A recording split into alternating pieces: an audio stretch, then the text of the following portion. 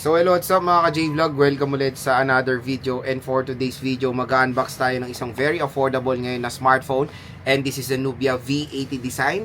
Ito yung kamukhang kamukha ng iPhone 17 Pro Max. Tara, check natin.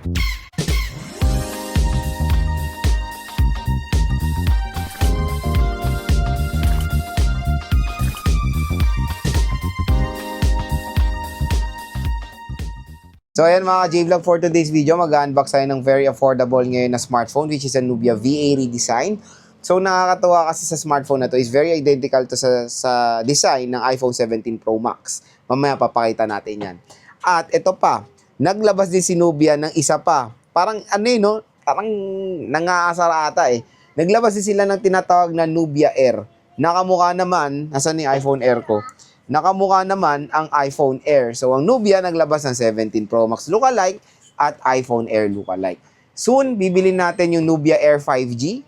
Pero ngayon, focus tayo dito sa iPhone 17 Pro Max lookalike. So, ang SRP nito, I think naglalaro siya sa around 6,000 to 8,000 pesos. Depende sa variant. I think the 4GB 256 is around 6,000 plus. Tapos yung 8GB 256 around 7,000 plus. So ito pang magandang balita. Sa online, dito sa ating view products, ito sa ating link, mura lang po ang Nubia V80 design. Kasi yung yung 256 nito, yung 4GB 256, pwede nyo ito makuha around 5,200. Tapos pag in-apply nyo pa yung ating pangmalakas voucher, possible price, pwede nyo makuha to ng 4,000 to 5,000 pesos. So, sobrang mura. 256GB of internal storage, ganyan na po ang presyohan. Aba, ikaw ba naman, hindi ka rin ba mabibilib doon sa presyo ng Nubia V80 design? Tapos, 256GB na. And, yung 8GB 256 nito, hindi po talaga nagkakalayo sa price ng 4GB 256. Dahil yung 8GB 256 is around 5,700 pesos. So, few hundred of pesos lang po ang kanilang price difference. Ano pang hinihintay nyo? Grab nyo na yung chance yung makuha to ng mura dito sa ating view products. Dahil again, pag sa view products kayo bumili, meron po magge-generate sa inyo na special voucher up to 1,000 pesos off. Bukod doon sa sale price na sa online, may additional discount pa kayo dito sa atin dahil may pa-collaboration po ang YouTube Shopping sa mga online platforms natin. And ang napili nating color for today's video is Pale Amber. And shoutout sa mga nakanood ng ating pagbili dito sa Nubia V80 design dahil vlinag din natin yan para ma-encourage yung mga consumers na it's okay to purchase online as long as bibili kayo sa mga official stores. Kasi I know naman na maraming manloloko sa online. Pero again, pag bibili kayo, kailangan nyo maging metikuloso. Kailangan nyo maging observant kung saan kayo bibili. Hindi lang yung basta, ay, mura, bilhin ko na to. Hindi ganun. Kailangan nyo munang tignan yung rating. I know marami ring fake reviews sa online. Kaya ngayon, ang second alternative nyo sa gagawin is check nyo kung anong store. Pag dito kasi sa mga sa mga brands mismo, nasa mall yan, nasa platforms yan na mall, and hindi na kayo mahirapan. Nandito na yan sa ating product link. Official store po ni Nubia ang pagbibilan nyo dyan, okay? So, again, samahan nyo ko i-unbox itong Nubia V80 design. So, ito na yung box ng Nubia V80 design. So, 50 megapixel, 6.75 inches resolution, 1 tap memory. So, 256GB of internal storage, napaka-solid. At 4GB of RAM lang kinuha natin. So, yung napili nating color is yung Pale Amber or yung parang color gold nila, in short. So, open na natin to. So, again, kung interested kayo dito sa Nubia V80 design, napakamura lang yan dito sa ating view products. Dito lang kayo bibilin itong device na to. So, ito na siya, V80 design. Tignan mo natin yung content ng box. Sa content ng box, meron tayo ditong jelly case. So, may free jelly case tayo. So, si Marin jelly case included dito sa ating unboxing video. So, ito, Nubia V80 design, user manual, meron tayong warranty card. Ano pa ba? Charging brick. Meron tayong included na charger. And this charger is, I think, 22 watts ata kasi it's 10 volts, 2.5 amperes. So siguro 20 plus watts or 22 watts, I don't know. So ito siya, meron tayong Type-C cable included, and of course si BBC eject tool. Yun naman, very simple lang naman ang included dito sa Nubia VA redesign. We have here the smartphone itself, and yun nga mga J-Vlog, ito yung smartphone na Android na mukhang iPhone 17 Pro Max. Tignan na natin yung kanyang, ayan, tanggalin natin yung screen, ay yung sticker. Pero good news dito, meron na tong included na screen protector out of the box. Ayan, no. Tingnan natin yung color in pale amber. So in 3, 2, 1. Ay, ayan na, oh. 'Di ba? Mukhang iPhone 17 Pro Max talaga. Kung gusto nyo ng murang iPhone 17 Pro Max lookalike, ito na ang solusyon nyo dyan ng Nubia VA redesign. Very, very identical yung camera module ng 17 Pro Max. Even the LiDAR scanner ng 17 Pro Max, nilagyan ng nunal ng Nubia dito. Ayan, Neo Vision ang nakalagay dyan. Triple rear camera setup, pero in reality, isang camera lang talaga ang gumagana dyan mga idol. Meron tayong flash dito. Napaka-solid ng design netong Nubia V80 design. So, ayun nga, when it comes sa kanyang form factor, in fairness, meron naman din siyang slim design and lightweight din naman itong smartphone na to. Sa right side, nandito yung ating power button / fingerprint scanner and yung volume rocker. In fairness din, walang any glossiness dito sa device na to. Pero yung pagka-glossiness niya nasa lang, camera module, pero hindi naman po siya ganon ka fingerprint magnet. So sa taas naman, nandito ang ating microphone. Sa left side, we have here the SIM tray. Ito yung parang action button ng Nubia. Ito, I think tawag nila dito is AI top button, na syempre sa iPhones natin is nakatawag dyan is action button, di ba? Sa baba naman, meron tayong 3.5mm headphone jack, microphone, USB Type-C port, and of course, yung kanyang speaker grills. And yun nga, tulad ng sinabi ko sa inyo kanina, meron tong pre-installed na screen protector out of the box. So open na natin ang Nubia V80 design. Ayan, Nubia Be Yourself, powered by Android. Lagay na natin si Maring Jelly Case. Oh, diba? Napakaganda naman. So well protected naman. Temporary case muna to. Bimili na lang kayo ng permanent case niya dito. Again, baka may magtanong, Lods, kasya ba yung casing ng Nubia V80 design sa 17 Pro Max? Hindi po. Okay? So setup ko muna to. Balik ako kayo. So ayan, na-setup na natin ang Nubia V80 design.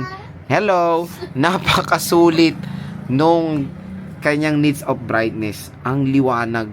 Sobrang, ito yung isang mapapansin nyo agad upon unboxing sa Nubia V80 design. Parang siya yung needs of brightness din ng Oppo A3X, di ba?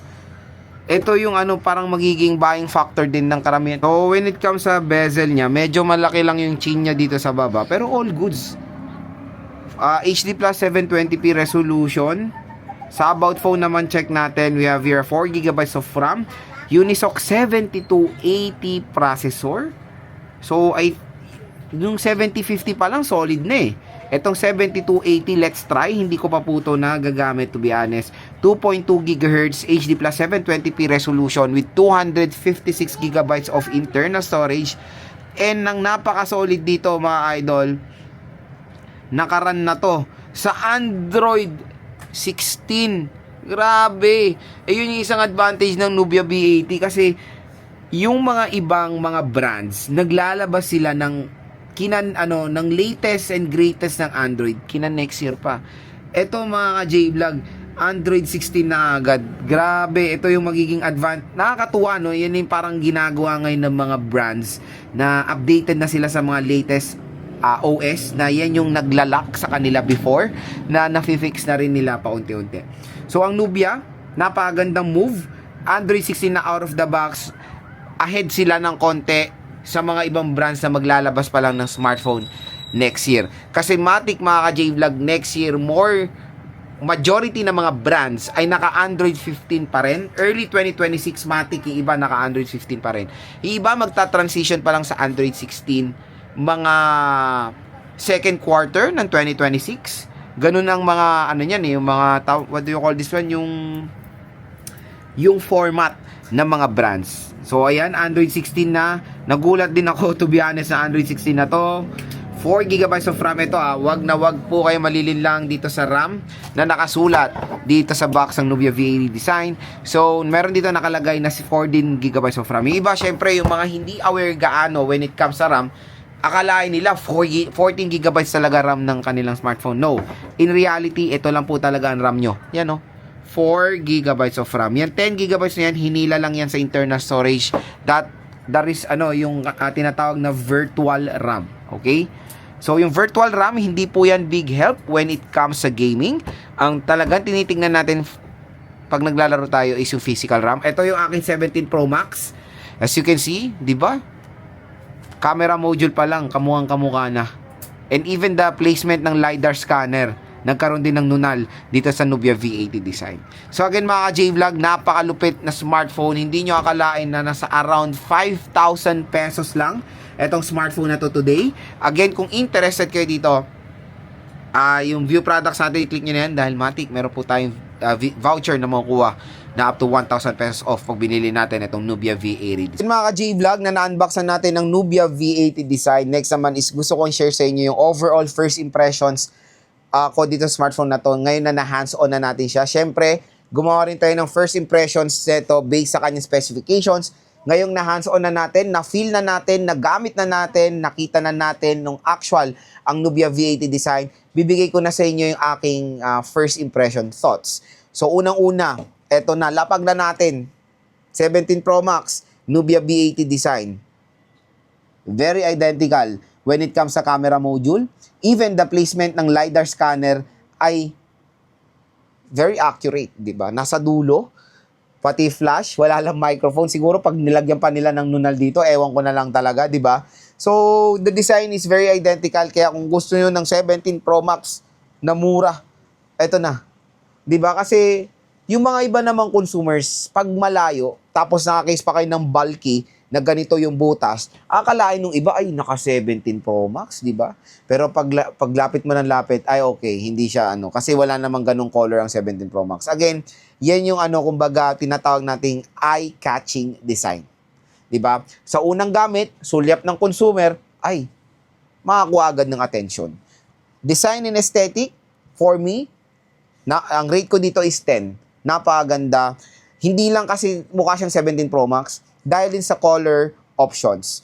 Ang tinatawag na itong pale amber, so para siyang color cream na gold. Ganun yung combination niya na malamig sa mata, di ba? Na kumbaga, hindi lang babae ang makakagusto, pati mga lalaki na consumers natin. So again, when it comes sa pagiging sleek, okay din naman. Slim, lightweight, very portable din etong Nubia V80 design. Yun yung isang nagustuhan ko sa smartphone na to. Hindi mo akalain na 5,000 piso lang etong device na to. Second, mga idol, RAM at ROM. Diba? Very generous when it comes sa storage. 256GB na ang pinakamura ay pinaka maliit na binibigay ng smartphone na to. Yun yung yun yung nakakatuwa naman sa Nubia. Hindi sila kuripot pagdating sa storage.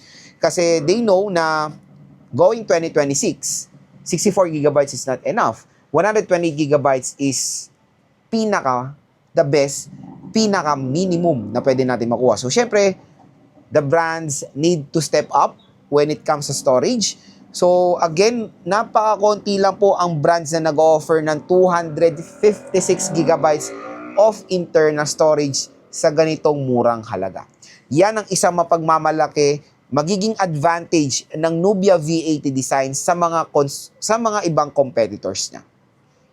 Next, ito pa, grabe talaga, solid Android 16 out of the box. Wala pang 2026, bagong labas sa smartphone, naka Android 16.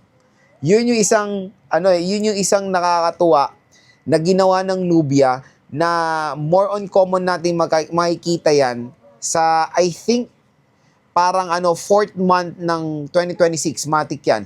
Kasi yung mga ibang brands na lalabas ngayong January or February, matik yung iba dyan, naka Android 15 pa rin, early of the month. Yun yan. Usually, naglalabas sila ng Android 16 Mga siguro April, March, mga ganon. Ito, wala pang 2026, naka Android 16 na. Ginaya niya yung yapak ng Samsung, 'di ba? So, yun yung isang magiging advantage ngayon ng Nubia V80 design when it comes sa software. And ito pa, I hope na masupport ng near future updates. Yun yung isang hindi ko alam kasi wala akong ganong track record when it comes sa Nubia. Pero when it comes sa itel or ibang Transsion, meron silang mga track record na eh. Pero I don't know sa Nubia. Let's hope na hindi lang magtatapos sa Android 16 to. Pero I doubt eh. Kasi wala pa tayong nakikita or nasasaksihan and reports about sa Nubia na mga mura na na-update sa latest Android OS. Pero okay na to, Android 16, naka-future proof na agad, di ba? Hindi lang siya naka-Android 15. Next, yung processor. When it comes sa processor, for me, new sa akin yung 7280. At malakas yung feeling ko na karamihan ng mga budget smartphone ng 2026. Yan ang ibibigay. Kasi nung 2025, ang talamak na chipset is the Unisoc 7250.